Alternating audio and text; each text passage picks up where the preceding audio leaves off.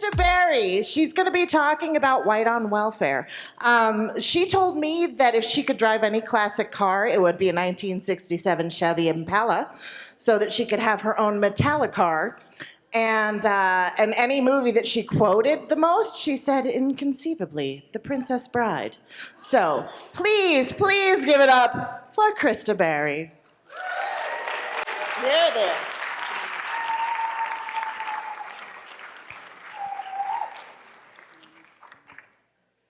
Before Katniss Everdeen, before Xena Warrior Princess, even before Buffy the Vampire Slayer, there was She-Ra. Yes, thank you. And she was a heroine worthy of adoration. And adore her I did. When I was 12 years old, what I wanted most in the world was a She-Ra doll. But my family was poor.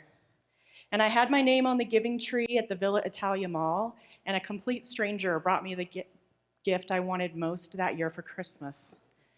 I grew up right here in Denver. Now, in 1987, when I was 12 years old, the US Census Bureau began to track child poverty rates, and that year it was 20.6%. In 2013, 22% of our nation's children were living in poverty, with another 22% near poverty, making 44% of our nation's children in low-income families. Just in Denver alone, that number was 17%. But this was my family. Now, junior high was pretty difficult for me because I was teased a lot for my clothes. I did some teasing of my own, mostly to my hair. But I didn't have the right clothes, and I had very few different changes of outfits, and I wore the same thing over and over and over again.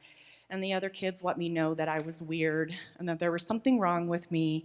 And the message was clear that being poor is shameful. And I felt really ashamed. High school was a little bit better for me, although at times I felt like I was living in a John Hughes movie. But I couldn't do all the things that the other kids could do. I couldn't go to the movies or go out for fries. It didn't stop me from getting involved in choir and musical theater. I even lettered in drama. I bet you didn't know that was a thing. It's too bad Glee wasn't so popular then. But I just didn't quite fit in, and being poor was very isolating and it was very lonely. And the message that I got in high school from various teachers, from various leaders in the organization, and sometimes from my other students, was that I just wasn't good enough. I wasn't as good as everyone else. When I graduated high school, I didn't get my diploma. They let me walk in the graduation ceremony, but they never gave me my actual paper diploma because of unpaid school fees, mostly choir robe cleaning fees. This was just another way that the system shamed someone who was poor. So who were we? Who was my family? We were not always poor. My stepfather was retired military, and when we came back to the United States, he struggled to find a civilian job, and my mom supported the family working as a nurse.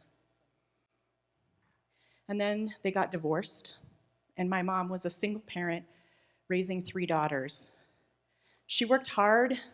It just wasn't quite enough to make ends meet, but we did okay. We did okay until I was about 16 years old, when my mom got injured on the job and she could no longer work. And over the next several years, as my mom underwent multiple painful, debilitating back surgeries, I took responsibility for the family. I paid the rent, I paid the utility bills, I did the grocery shopping, and I took care of my little sister.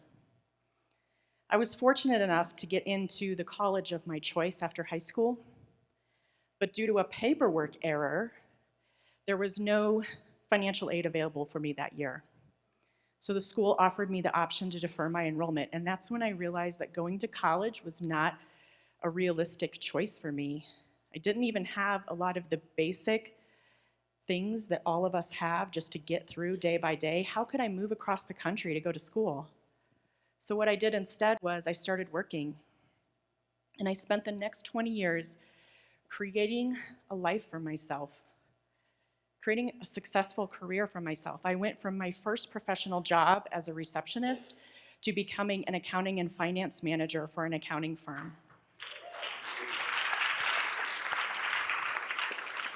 I was no longer ashamed, and I wasn't even ashamed of where I came from. I was proud of what I'd accomplished. And now I share that message with other women. I help women stand up and stand out in business. I help women communicate their value and their worth. I help them get paid what they deserve, to find new opportunities, because I want all women to be the heroes that a 12-year-old girl looks up to.